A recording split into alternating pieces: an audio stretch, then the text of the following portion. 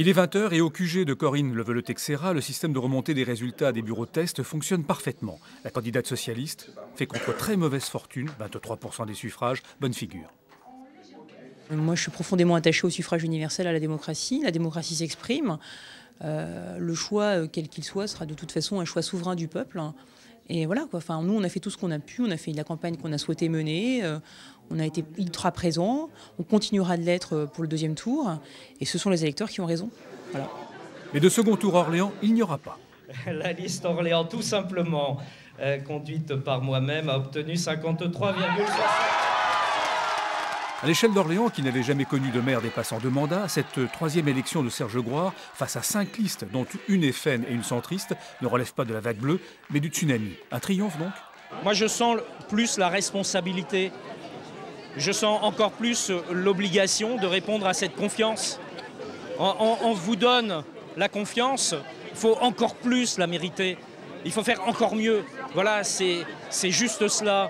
Alors avec les qualités et les défauts de chacun, mes qualités et mes défauts. Mais voilà, c'est ça que je ressens. C'est pas tellement, je ne suis pas dans une logique de pouvoir.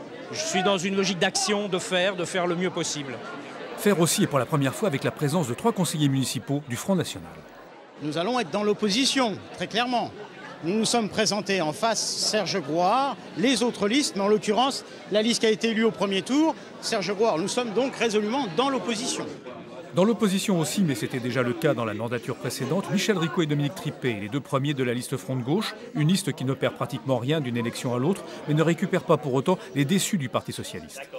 C'est vrai qu'on n'a pas la capacité de récupérer, si je puis dire, cet électorat déçu.